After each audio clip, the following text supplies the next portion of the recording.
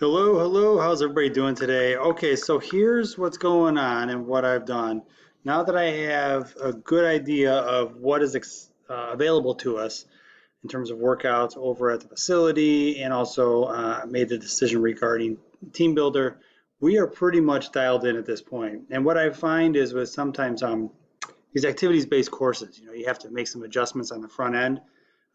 And I noted this in an earlier presentation. I'm not like a stodgy old professor who uses notes from like 1990. I'm continually updating my content. And I said earlier, you might find a couple odds and ends from previous presentations. It's just, the human body is a human body. But in terms of like working out and how I structure my classes, I definitely evolve them. And, you'll get a questionnaire at the end of the term, and I urge you to actually complete that and give me some feedback because some of the things you see in this course were not here or not there, if you want to say it like that, the very first time I taught this course. I'm constantly taking feedback from students and evolving the course content.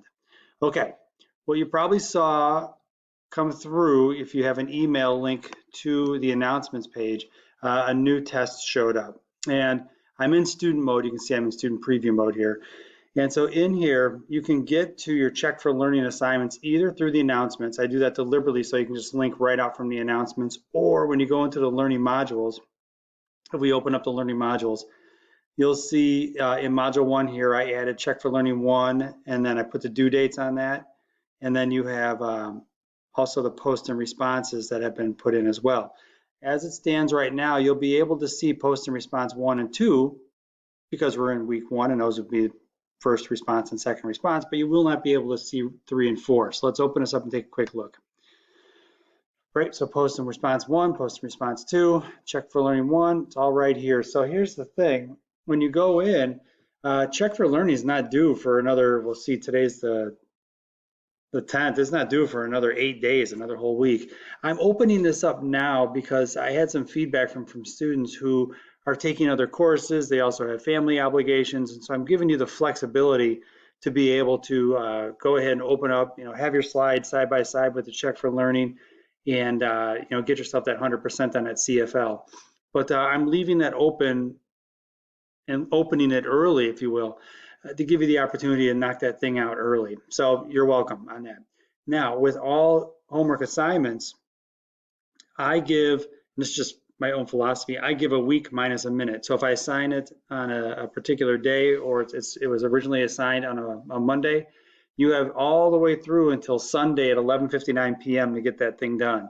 It is usually more than enough time to get homework done. So please don't come to me and say, oh my gosh, I didn't have enough time to do the homework, because I will call you out on that. Next, with the post and response. I did put the post and response 1 and 2. These are your workouts. And what I also have is, if we go back into learning modules, as I noted in a previous presentation, introduction and information. Ooh, introduction, I'll fix that, don't you worry. I put in a workout. So hold on one second. This is bothering me too much. I'm gonna pause you. All right, sorry for the pause there, but it's the little things in life, that was bugging me. Introduction versus introduction. Okay, now when you go in here and you look at this introduction and the introduction as to how to do a post and response. So I do, and I actually coach conditioning at a local high school in the area, and I do conditioning for the wrestling team. So I get together with them 3 days a week, doing speed, agility work, conditioning, etc. And I partner up with the wrestling coaches to have very practical content embedded into the workouts themselves. So when they actually do their wrestling skills, it transitions over and there's a translation of skills. I digress. What I have is this. When I did my write-up, here's what I did today. I did running technique drills, longer conditioning drills, shorter sprint drills, circuit training, blah, blah, blah, blah, and I had a post-workout cool-down time where we worked on just doing some foam rolling, etc. So I tend to use a PowerPoint presentation that I send out to the other coaches. Now, you won't be this involved, but what I'm looking for is what you'll see in the PowerPoint presentation. I'm looking for you to describe what the exercise is or was. I'm looking to have an understanding of how long you worked out, and perhaps if you have the ability, if you have some kind of wearable, some biometric, how hard you were working out. So if you look at, and of course some comments, I had an awesome workout experience. So I put this in here and I put a link in here. You can put videos in, you can put whatever you want, but this should link out, and this should also link out to the practice packet that I use for my athletes. Wait for it. We're at St. V. So let's enable the editing here. There we go. As I go through this, so I had running technique. I did that for about 15 minutes, and these are the exercises that I did. And these are the different exercises I did at about 10 yards apiece. 60-yard shuttle. I did this in terms of I had the athletes, and I joined them for several of these, where we sprinted 10 yards back and forth, back and forth, back and forth 6 times. And they had 30 seconds between each start. So instead of doing an every minute on the minute type protocol, which is pretty common when you go to a CrossFit box, I did 30 seconds start time. So the faster they ran those sprints, the longer the recovery time. It actually turned out to be just about 17 seconds of sprint time and about 13 seconds of recovery time. It was pretty grueling. But we did 3 minutes of work, 1 minute of recovery in between each round. And then we did 4 groupings of that. All right. Moving on to longer sprint work. I had the athletes sprint 10 yards. You can imagine a 60-yard course laid out, and every 10 yards, they did a different wrestling skill. So they sprinted 10 yards. And keep in mind, I have them doing sprint work, and I want them revisiting these technical pointers here. I want them to work on arm action or being able to push through the big toe or driving the knee when they're sprinting, and be able to carry that into these drills. So a sprint, and I had them shoot with the right foot, sprint 10 yards, shoot with the left foot, sprint and sprawl. These are all wrestling terms. Sprint, and I had them sit on the ground and roll to the right, sprint 10 yards, sit and roll to the left. And so I did this where I had them sprint down, rest for 15 seconds, sprint back in the same pattern, sprint down, sprint back. That was one grouping of 4. Then they were able to recover for 60 seconds. I tend to do these specifically when you look at, like, in terms of their wrestling demands. I try to do things that are right in their wheelhouse for their sport. I don't have them run, a 5K, because it just doesn't align them and allow them to be fully capable as wrestlers. Sure, they'll be conditioned, but not. They won't have that kind of ongoing conditioning effect where they're explosive over and over and over like they would need to be on the mat for wrestling. And then lastly, we went upstairs, and this was a little bit of coaching on my side and a little bit of work on my side, where when the athletes were doing wrestling, I was doing more conditioning, and when the athletes were with me, I was coaching. But I had 2 circuits. There was actually a third one I ended that was all medicine ball. I did partner work, but I had them use a high jump pit, and we were power cleaning the mat. Squat to push press, very explosive exercise. Power plate burpees. We have a power plate in the wrestling room itself.